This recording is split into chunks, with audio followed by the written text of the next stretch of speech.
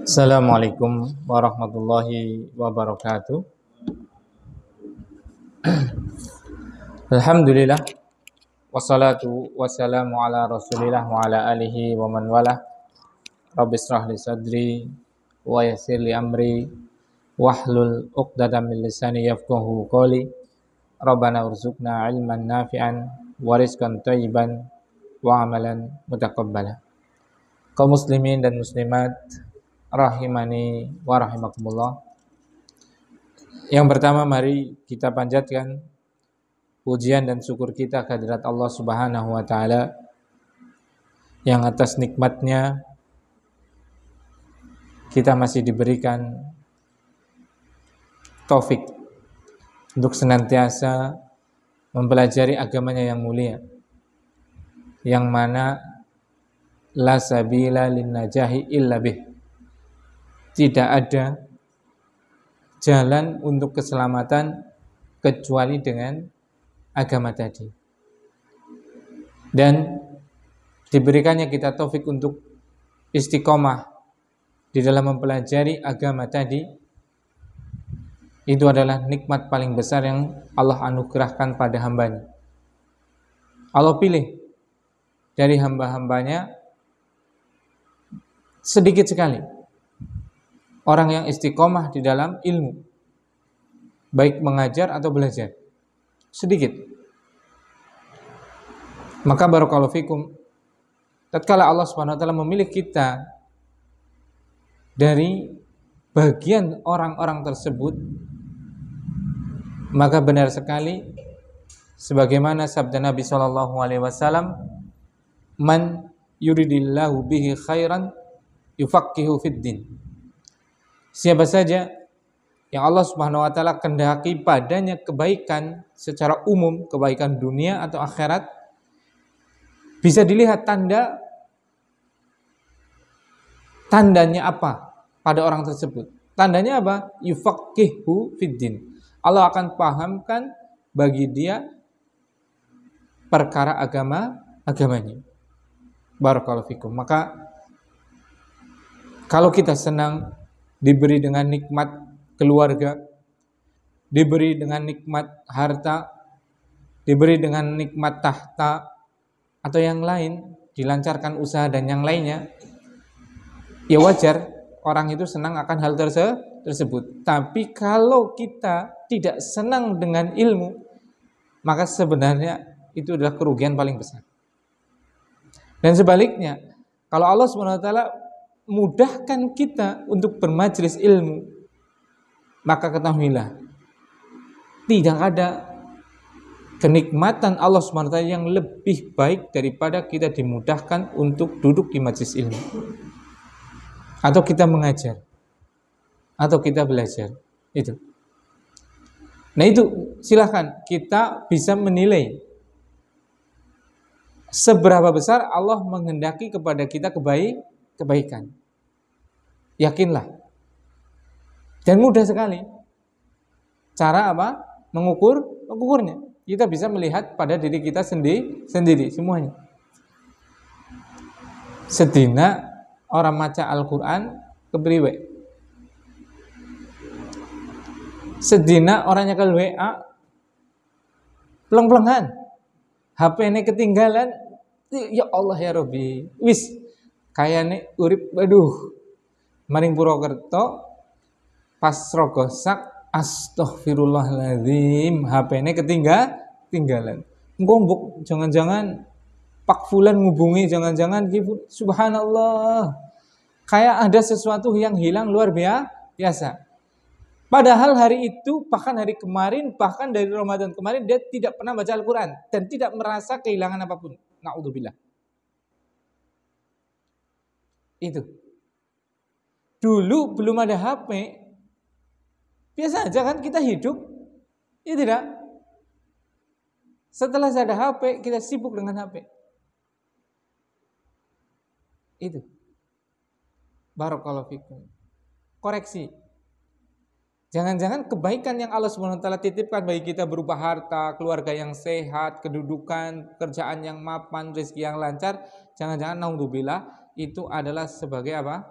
Istidraj. Sebagai apa? Istidraj. Istidraj itu adalah tadi, yaitu apa?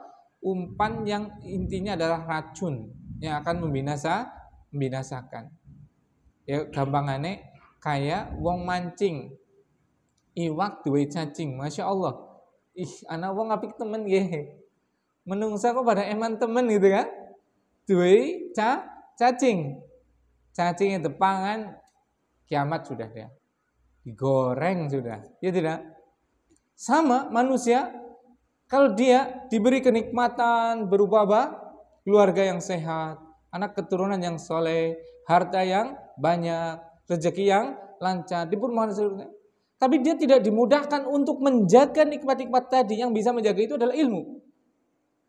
Maka sama saja dia seperti ikan yang diberi umpan, tapi itu adalah berupa pancingan. Ujung-ujungnya sama, yaitu akan dibakar, digoreng. Sama, manusia juga seperti itu. Dibakar dengan apa? Dosa-dosa atas nikmatnya tadi di dalam neraka. Naudzubillah. Summa naudzubillah.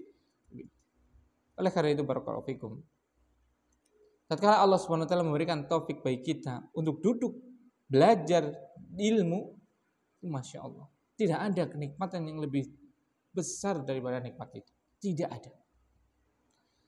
Yang kedua, salawat dan salam mari kita panjatkan kepada baginda yang mulia Nabi Muhammad sallallahu alaihi wasallam, pada keluarganya, sahabatnya, dan seluruh umatnya yang senantiasa berpegang teguh dengan ajaran beliau sallallahu alaihi wasallam. Kemudian yang ketiga, Allah Subhanahu wa taala mengingatkan kepada kita dalam firman-Nya, fa idza faraghta fansab. Kalau kamu sudah selesai, kalau kalian sudah selesai dari suatu perkara, fansab, maka lakukanlah amalan yang berikutnya. Mungkin kita kemarin telah melakukan amalan yang sangat banyak di bulan Ramadan. Dan Allah Subhanahu wa taala mewajibkan kita untuk bersukacita, berpesta. Bahkan haram di dalamnya untuk berpuasa, yaitu hari raya. Diwajibkan bagi kita untuk makan, minum, bersenang-senang. Wajib hukumnya itu, bukan sunnah, wajib. Bahkan melakukan puasa bukan bisa, hukumnya adalah haram di situ. Saking banyaknya hari kedua apa? Masih berpesta. Hari ketiga, hari keempat, hari kelima, hari keenam, hari ketujuh berpesta-pesta terus, lupa dengan ibadah yang sangat kita bersemangat di bulan Ramadan. Nah, harusnya apa? Sudah ada waktu kita bersenang-senang, tapi harus kembali kepada apa? Kesibukan peribadatan kita kembali. Fa idza faragta fansab. Kalau kamu sudah selesai dalam suatu perkara, fansab, lakukan aktivitas lagi, lakukan amalan lagi. Jangan kita apa? Terlena. Kalau kita enggak bersegera dalam kebaikan, nanti kita hanyut di dalam perkara-perkara yang mubah, perkara yang boleh. Yang kebanyakan perkara yang boleh nanti akan mengakibatkan kita jatuh kepada sesuatu yang makruh. Kebanyakan yang makruh nanti kita akan mudah jatuh kepada sesuatu yang haram. Contoh, boleh nggak kita jalan-jalan? Boleh, liburan, ya, untuk refreshing. Tapi karena terlalu banyak jalan-jalan, akhirnya apa? Pas lagi jalan-jalan, pas adzan, aduh tanggung, dan yang lainnya. Jalan-jalannya boleh, bukan dosa. Tapi karena kebanyakan jalan-jalan, akhirnya apa? Kita terjatuh kepada sesuatu yang haram, yaitu meninggalkan sholat jamaah. Iya tidak? Makanya barakallahu fikum, bersegera kita untuk apa? Melakukan aktivitas lain yang bermanfaat setelah kita kemarin bersenang-senang. Kemudian yang berikutnya kita melanjutkan kembali pelajaran kita, yaitu membaca kitab Riyadhus Shalihin min kalami sayyidil mursalin. sampai kita pada bab yaitu al-mubadarah ilal khairat, bersegera dalam amalan kebaikan, sampai kita ada hadis yang ke-94 atau hadis terakhir dari bab ini. Bismillahirrahmanirrahim. Qala al-mu'allifu rahimahullahu taala. As-samin, yang ke-8. Anhu anna Rasulullah sallallahu alaihi wasallam qala yauma Khaybar. Yang ke-8 maksudnya hadis yang ke-8 dari bab ini, dari bab bersegera untuk beramal saleh. Anhu, darinya juga. Darinya siapa? Kemarin hadis yang ke-7 adalah dari siapa? Abu Hurairah. Berarti darinya juga berarti dari Abu Hurairah radhiyallahu taala anhu. Bahwasanya Rasulullah sallallahu alaihi wasallam pernah bersabda tatkala perang Khaybar. Jadi Khaybar itu adalah sebuah daerah yang sangat subur, yang itu adalah berupa benteng dan karena subur tadi berupa perkebunan punya orang Yahudi. Kalau dari Madinah itu ke arah barat daya sekitar 100 mil. Antum kayak tahu Ustaz lah. Iya. Ana belum ke sana, cuma baca, kepengen ke sana belum kesampaian gitu ya. Allahumma rzuqna ziyarata baitikal haram wa madinata rasulika ya Allah. Allahumma amin. Semoga Allah berikan kepada kita kemudian untuk bisa berziarah ke Baitullah dan juga kota nabinya sallallahu alaihi wasallam. Saking penginnya gitu ya, dia baca-baca dulu lah gitu ya. Jadi semoga dimudahkan ke sana. Nah, barakallahu fiik. Nah, itu Khaybar itu jadi ke arah utara barat daya, ke arah kiblat itu ya. Kalau orang Indonesia ke arah kiblat itu sekitar 100 mil dan itu adalah lahan yang sangat subur. Jadi ke arah Yordan sana, Yordania itu ya, ke Syam itu. Nah, waktu itu Rasulullah SAW perang di Khaybar tadi dan beliau menang sehingga Khaybar takluk dan menjadi wilayahnya kaum muslimin. Tapi orang Yahudinya itu tetap Rasulullah SAW itu kalau orang itu sudah kalah dan dia mau berhukum dengan hukum Allah walaupun dia masih memilih dalam kekafiran, maksudnya dengan syariat Islam yang ditegakkan, Rasulullah SAW tidak akan membunuhnya. Kalau mereka memilih dalam kekafiran nggak apa-apa. Yang penting apa? Mereka itu mengikuti aturan Islam. Kenapa harus mengikuti? Karena hanya dengan syariat Islam semua agama itu akan apa? Terlindungi. Tidak ada satu umat pun kalau syariat Islam itu apa? Dilakukan akan terzolimi. Itu nggak ada. Makanya harus dipaksa dengan syariat Islam. Tapi saya nggak mau sholat, ya nggak apa-apa. Tapi saya mau kafir, ya nggak apa-apa. Tapi tetap harus nanti ngikutin syariat Islam. Syariat Islam terhadap siapa? Orang kafir harus seperti apa? Itu misalnya. Tapi kalau yang dipakai adalah hukum selain Islam, itu terjadi seperti apa yang sekarang terjadi. Palestina selalu dibombardir. Selalu pembunuhan dengan cara-cara yang sangat biadab. Selalu sampai sekarang. Bahkan hari ini lagi sangat gencarnya. Na'udzubillah. Qatalahumullah. Semoga Allah menghancurkan mereka. Makanya tatkala Rasulullah SAW itu bisa menaklukkan Khaybar, orang Yahudinya itu tidak dibunuh. Orang Yahudinya mau tetap agama Yahudi nggak apa-apa, tapi dengan syarat apa? Ada aturan Islam terhadap orang Yahudi nanti. Yaitu apa? Pertama, dia harus apa? Membayar jizyah. Kedua, pemimpinnya harus dari orang Muslim dan yang lain-lainnya. Hak mereka dilindungi, harta mereka dilindungi, agama mereka juga dibiarkan. Masya Allah, luar biasa ini. Sampai datang Khalifah Umar yang kedua, baru itu orang Yahudi diusir dari apa? Khaybar. Karena tadi wisdeman, subhanallah, itu orang Yahudi itu seperti itu. Memang orang paling buruk di muka bumi itu orang Yahudi. Jangan pernah memberikan kebaikan kayaknya kepada mereka. Nyaplok jelas. Dan sudah terbukti. Dari dulu zamannya Sayyidina Umar sampai sekarang. Mereka dikasih tanah, dilindungi, dijamin keamanan harta dan agamanya. Tetap saja kalau pokoknya tetap bikin ontran-ontran. Kalau kecil mereka akan apa? Bikin apa? Provokasi. Kalau sudah imbang, apalagi mereka besar, pasti menindas. Pasti sudah. Yahudi itu siapa yang menerima di dunia ini coba? Ya tidak. Gak ada yang menerima. Yang menerima cuma siapa? Palestina. Yang menerima Palestina itu kan. Yahudi kan dibantai oleh siapa? Hitler. Oleh pemimpin Nazi, yaitu Jerman itu ya. Dibantai oleh orang-orang Nasrani yang bantai itu. Jerman Nazi kan Nasrani kan, Kristen kan. Karena orang Kristen tahu orang Yahudi itu lah piciknya luar biasa gitu. Makanya dibantai oleh orang Kristen. Gak ada perlindungan, gak ada satupun negara yang mau menerimanya. Masya Allah, Palestina dengan apa? Lapang dada monggo, itu subhanallah itu ya.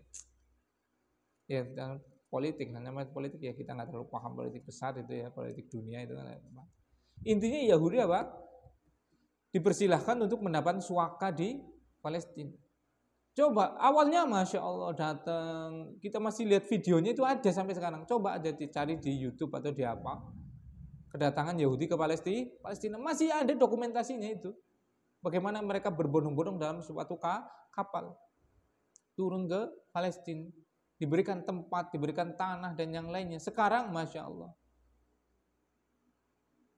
Palestina itu negerinya cuma tinggal berapa mungkin 1/20 dari negeri awalnya, cuma tinggal sekitar 1/20 mungkin, sekitar 10%-nya atau bahkan 5%-nya.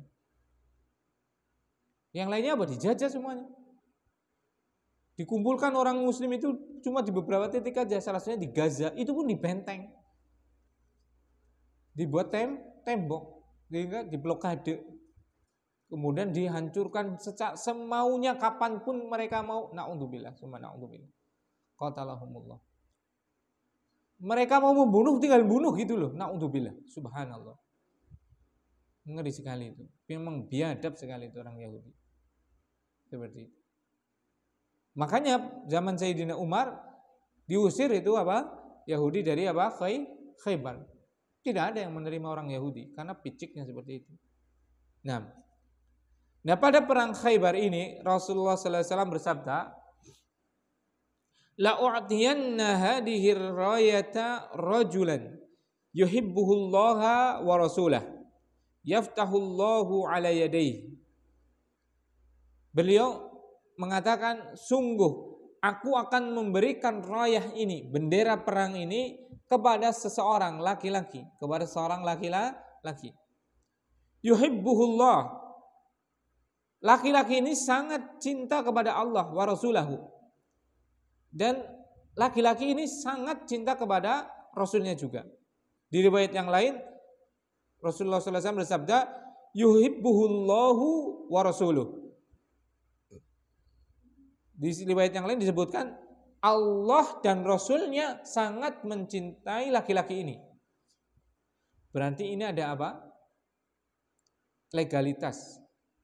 Ada pengesahan langsung dari Rasulullah SAW bahwasanya apa? Ada seorang laki-laki besok yang akan diberikan oleh Rasulullah SAW berupa apa? Bendera perang yang mendapatkan keutamaan yang luar biasa. Apa keutamanya? Dia itu dicap sebagai orang yang sangat mencintai Allah dan Rasulnya, dan Allah dan Rasulnya sangat mencintai dia. Masya Allah. Bayangkan di dunia sudah apa? Diakui, dilegalkan sebagai orang yang sangat mencintai Allah dan Rasulnya, dan Allah pun sangat mencintai dia. Begitu juga Rasul Sallallahu Alaihi Wasallam. Masya Allah. Nah, royah. Jadi royah itu bendera itu ya. Bendera yang mana kalau perang kan kita ada bendera simbolnya, sehingga prajurit mengikuti bendera dia seperti itu. Nah, kemudian qala Umar, berkata Sayyidina Umar, ma ahbabtul imarata illa yauma idin. Aku tidak pernah menginginkan dan mencintai kepemimpinan illa yauma idin, kecuali waktu itu. Masya Allah. Aku tidak pernah mencintai apa? Menjadi pemimpin kecuali hari itu. Bayangkan coba, Masya Allah. Inilah bedanya kita dengan sahabat. Manusia sekarang dengan sahabat radhiyallahu taala anhum ajmain. Masya Allah. Sahabat itu, Masya Allah, mereka itu orang-orang yang sangat takut dengan namanya apa? Kepemimpinan. Sangat takut. Kalau orang sekarang kebalikannya, iya kan? Semuanya kepengen di depan. Semuanya kepengen jadi pemimpin. Gak jadi pemimpin di partai ini, maka dia bikin partai sendiri. Gak jadi khotib pada Idul Fitri hari ini, maka dia bikin apa? Sholat id sendiri. Biar jadi apa? Jadi khotib, jadi imamnya. Itu sekarang. Dulu itu Masya Allah, para sahabat radhiyallahu ta'ala anhum itu orang-orang yang mereka itu di puncaknya ilmu, di puncaknya ketakwaan, di puncaknya kesalehan, di puncaknya kewaraan. Maka saking takwa dan saking waroknya mereka itu sangat takut dengan yang namanya apa? Kepemimpinan. Makanya di sini Umar sampai mengatakan, ma'ahbabtul imarata. Aku tidak pernah menginginkan sebagai seorang pemimpin illa yauma idin, kecuali hari ini. Dia pengen jadi pemimpin yang megang bendera itu. Kenapa? Bukan lantaran dia kepengen jadi pemimpinnya, tapi kepengen apa? Berharap dia menjadi orang yang apa? Mendapatkan stempel dari Rasulullah, bahasanya orang itu adalah orang apa tadi? Mencintai Allah dan Rasulnya, dan Allah mencintai dia. Begitu juga Rasulnya. Siapa yang gak kepengen mendapat predikat seperti itu? Ya tidak. Jadi dia bukan kepengen jadi pemimpinnya, bukan. Tapi dia berharap agar dia menjadi orang tadi. Orang yang apa? Sudah dicap oleh Rasul bahwasanya dia adalah orang yang sangat cinta kepada Allah dan Rasulnya. Bahkan Allah serta Rasulnya sangat mencintai dia. Jadi bukan masalah kepemimpinannya. Masya Allah. Itu. Sekarang kebalikannya, yang penting jadi pemimpin. Mau dicintai oleh Allah, mau dibenci oleh Allah, suara urus. Enak jadi pemimpin. Ya tidak? Punya kekuasaan, dimuliakan, diagungkan, punya harta, punya permaisuri, punya simpenan, gitu kan? Mau Allah cinta, mau Rasul ridho, gak urus. Yang penting apa? Jadi pemimpin. Itu sekarang. Masya Allah. Nah, tapi ya tetap aja beliau jadi pemimpin ya, jadi khalifah yang kedua. Itu kadang orang kayak gitu. Yang menghindar malah jadi, yang nguber-uber malah apa? Orang ada. Sekarang kan subhanallah, untuk jadi pemimpin bukan hanya mengejar-ngejar, bahkan dia harus apa? Berkorban dengan segala pengorbanan. Ya tidak? Untuk jadi kades saja, anak jamin. Kalau dia modal asal nyalon itu ya, nggak akan jadi. Minimal yang jadi itu adalah 0,5 M keluar, iya kan? Itu baru kades. Belum lagi DPRD, itu minimal 2 miliar. Bayangkan kalau jadi kepala negara, berapa kira-kira? Triliunan sudah, bukan miliaran lagi, triliunan. Makanya terjadi apa yang terjadi? Yaitu apa? Bagaimana harta itu kembali lagi tadi. Emang itu uang 500 juta itu emang kleang, godong gedang, jari-jari sih. Duit itu loh. Masa nggak pengen balik lagi? Ya bagaimana bisa kembali? Ya nyari. Nyari apa? Nyari aspal. Iya kan? Coba bayangkan aspal sekarang coba. Aspal zamannya Pak Harto itu Masya Allah. Bendungan zamannya Pak Harto itu nih bendungan Ponjen, bendungan itu Surantaka itu isi butuh itu. Bendungan Siki 2 tahun sudah, jamin 2 tahun itu pasti perlu apa? Perawatan sudah. Apa maning bendungannya Landa, Masya Allah. Sing ngarep ngancurna sing kak bingungan, saking atose, ya tidak.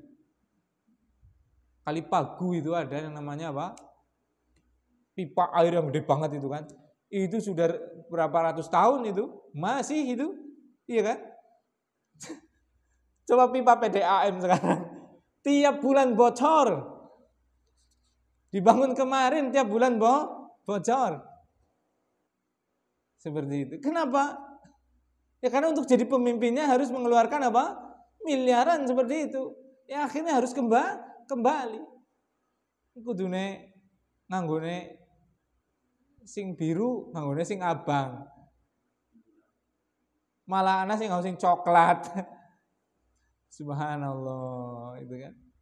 Ya itulah orang-orang yang hidup dalam akhir zaman seperti ini. Hubbu al-imarata, suka terhadap kepemimpinan dan dia tidak pernah peduli mau Allah cinta, mau Allah ridho. Bahkan bisa jadi dengan jalan yang dibenci oleh Allah dan Rasulnya. Tapi orang-orang soleh, para sahabat terkhususnya, itu orang-orang yang sangat menjauhi kepemimpinan. Watasawartu laha roja'an an uda'a laha. Maka aku itu betul-betul menampakkan diri agar aku berharap agar aku yang dipanggil untuk menjadi orang yang menerima bendera perang tersebut. Nah, fada'a Rasulullah sallallahu alaihi wasallam Ali bin Abi Thalib. Maka Rasulullah sallallahu alaihi wasallam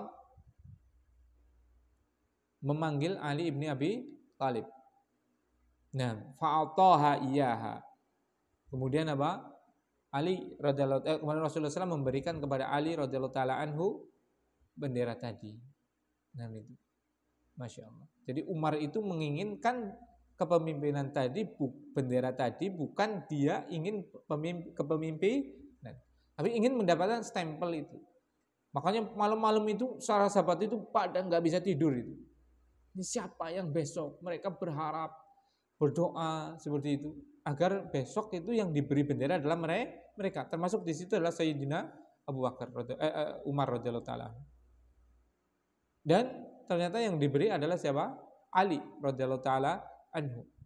Padahal beliau waktu itu lagi sakit, matanya itu lagi sakit. Rasulullah memanggilnya, kemudian diludahi, kemudian sembuh. Itu adalah mukjizatnya Rasul. Tapi jenengan jangan percaya kalau ada orang yang sekarang dukun atau kiai atau apa yang ngeludahin jenengan terus sembuh. Itu enggak ada. Justru malah tambah belekan. Tak jamin.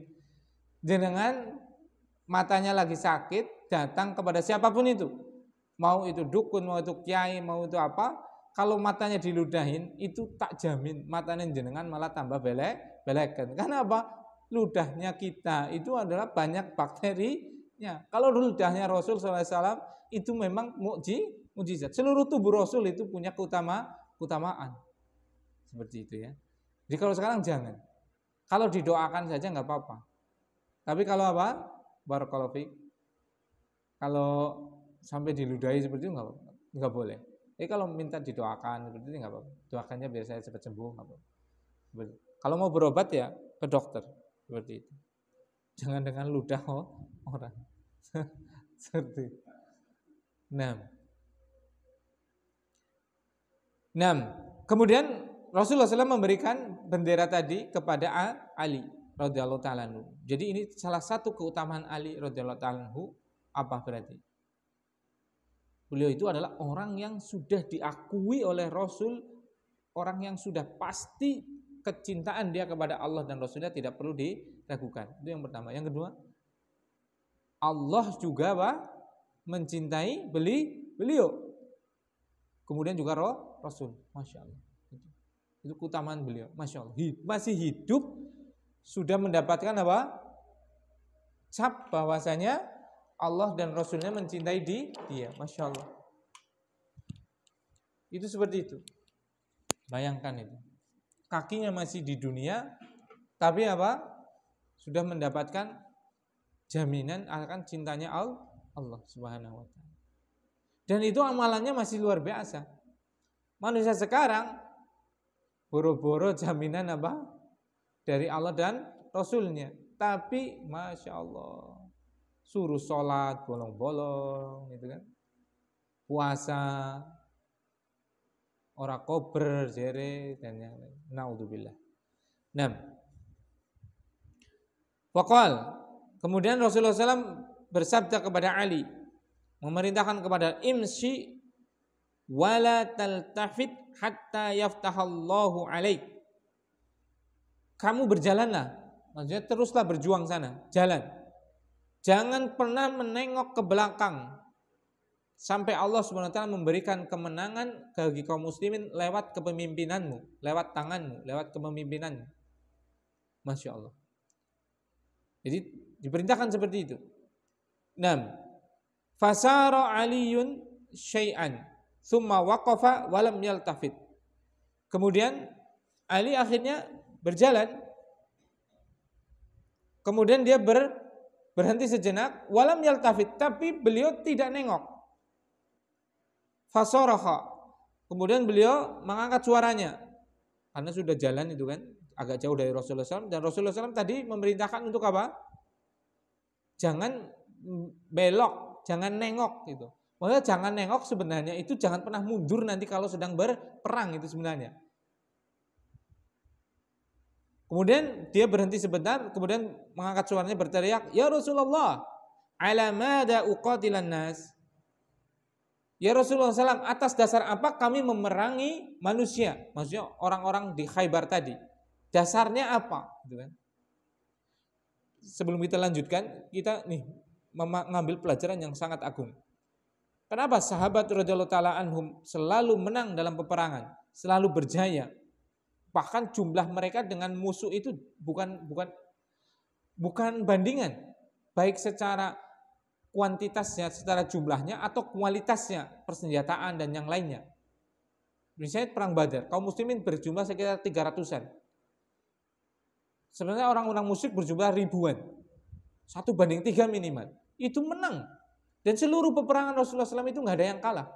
Kecuali perang Uhud. Kenapa menang? Karena ini. Kenapa menang? Kenapa berjaya? Karena ini.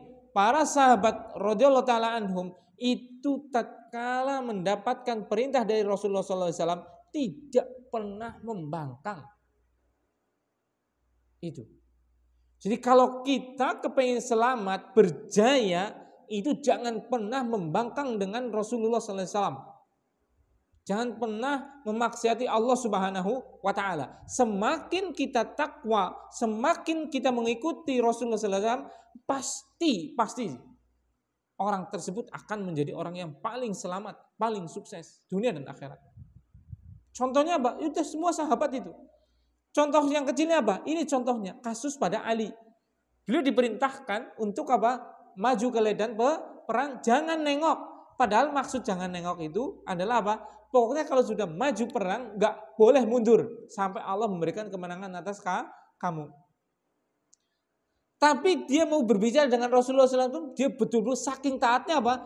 Berbicaranya sampai nggak nengok. Karena Rasulullah SAW bersabda tadi, wala taltafit. Masya Allah itu. Bagaimana apa? Para sahabat itu apa? Betul-betul sangat apa? Mendengarkan perintah dari Rasul. Subhanallah. Makanya barakallahu fikum. Pokoknya kita itu berusaha ya ikhwan barakallahu fikum. Kaum muslimin sekalian, coba kita betul-betul jangan pernah kita apa? Mendahulukan kepentingan yang bukan itu adalah perintah Allah dan Rasul di atas perintahnya Allah dan Rasul. Misal, Allah SWT mewajibkan kita sholat untuk berjamaah bagi laki-laki di masjid 5 waktu. Maka putus semua apa? Perkara dunia yang bisa apa? Mengalahkan dari sholat 5 waktu ini. Kecuali kalau kita ada udzur, mungkin kita musafir atau mungkin kita sedang sakit atau sedang ujian dan yang lainnya, ya kan? Kalau nggak ada yang namanya perkara, namanya urusan itu nggak akan pernah ada selesainya, nggak akan pernah ada. Seperti itu barakallahu fiik. Kalau Allah Subhanahu wa taala dan Rasulnya memerintahkan kita untuk apa? Memelihara jenggot, jangan pernah kita potongnya. Kalau Allah Subhanahu wa taala perintahkan kepada kita apapun, jangan kita korbankan dengan kepentingan dunia. Maka kalau seperti itu pasti jenengan semua menjadi orang yang sukses dunia dan akhiratnya. Pasti. Contohnya apa? Ini generasi orang-orang yang paling mengikuti Rasulullah Sallallahu Alaihi Wasallam. Sukses semuanya. Adakah sahabat yang tidak sukses? Sebutkan sahabat yang gagal. Gak ada. Mereka sukses sesuai dengan apa impian mereka. Abu Hurairah sukses menjadi apa? Perawi hadis yang paling banyak. Seperti itu. Barakallahu fiik. Ali sukses, ya kan? Kalau ketakwaannya sudah jelas sukses. Kepemimpin dunianya juga beliau menjadi khalifah, ya kan? Menjadi apa? Pemimpin seluruh kaum muslimin, khalifah yang keempat, ya kan? Itu. Kenapa? Ini salah satunya. Beliau adalah orang, semua sahabat seperti itu, tapi Ali termasuk orang yang luar biasa dalam mengikuti perintah dan meninggalkan larangan dari Rasul SAW. Sampai jangan nengok itu maksudnya ya tadi, jangan pernah mundur dari peperangan nanti kalau berperang. Bukan berarti jangan nengok seperti ini, tapi beliau sampai betul-betul apa? Gak nengok beneran, coba. Masya Allah. Itu. Nah, beliau bertanya, atas dasar apa kami memerangi manusia? Dasarnya apa? Nah itu. Maka dari penggalan hadis ini bisa kita ambil kesimpulan faedah bahwasanya apa? Agama Islam itu agama yang paling rasional. Agama yang sangat memuliakan akal. Dia diperintahkan untuk apa? Memerangi manusia. Makanya dia bertanya kan, atas dasar apa? Untuk sebuah tujuan apa? Saya memerangi manusia. Nah itu. Untuk tujuan apa? Apakah untuk menjajah? Tidak. Apakah untuk melebarkan wilayah? Tidak. Tujuannya apa? Qatilhum hatta yashhadu alla ilaha illallah wa anna Muhammadan Rasulullah. Perangi mereka sampai mereka mengucapkan syahadat la ilaha illallah. Tidak ada Tuhan yang benar kecuali Allah, dan bahwasanya Nabi Muhammad SAW adalah Rasulullah. Itu saja. Mereka diperintahkan memerangi manusia untuk tujuan ini. Bukan untuk membunuh, bukan untuk apa? Merampas kekayaan, bukan untuk menjadikan mereka budak, bukan untuk memperluas wilayah, bukan. Kenapa mereka diperintahkan sampai diperangi agar melakukan syahadat? Karena apa? Mereka sudah baik-baik untuk masuk Islam, tidak mau. Dan jalan keselamatan bagi seorang manusia adalah dengan masuk Islam saja. Itu. Saking sayangnya Rasulullah SAW itu diperintahkan dengan surat. Negara-negara itu dikasih surat, suruh masuk Islam, dikasih hadiah dan yang lainnya suruh masuk Islam. Saking pentingnya, kalau nggak mau diperangin. Dan ini diperangin loh, bukan membunuh loh. Beda antara qatala yuqatilu muqatalatan dengan qatala yaqtulu qatlan. Memerangi dengan membunuh. Qatala itu membunuh.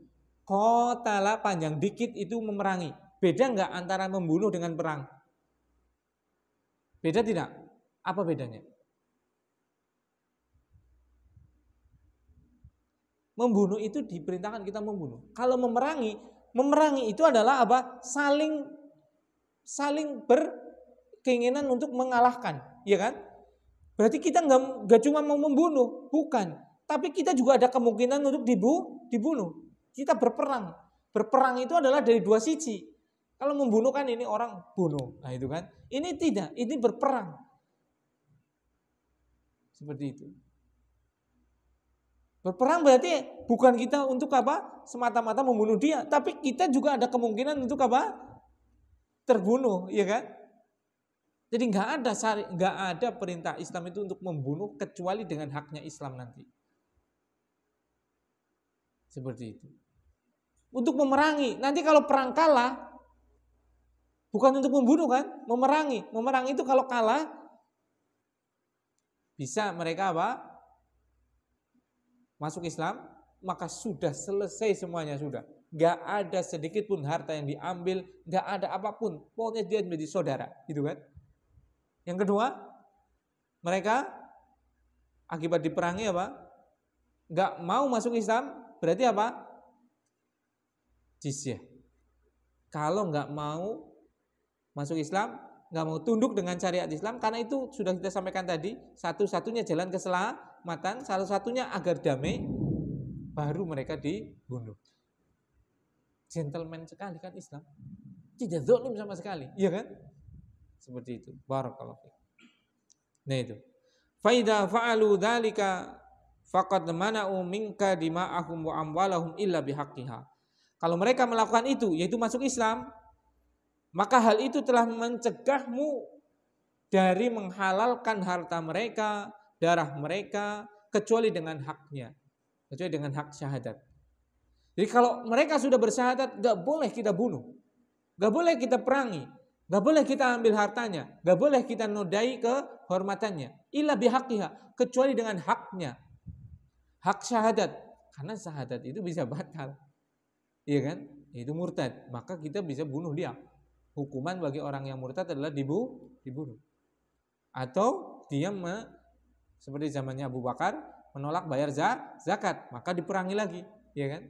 Intinya ada hak-hak yang dia bisa diizinkan darahnya ditumpahkan. Seperti dia sudah syahadat tapi membunuh orang.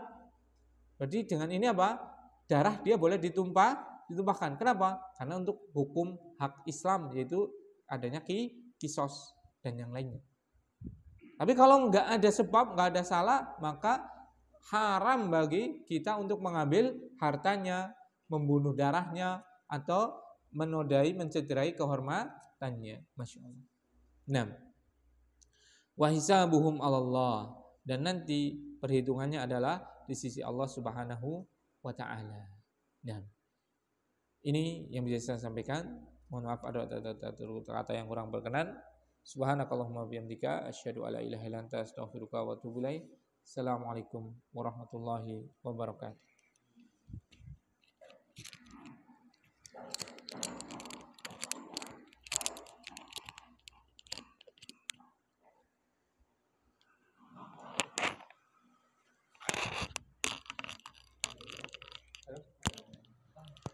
Halo.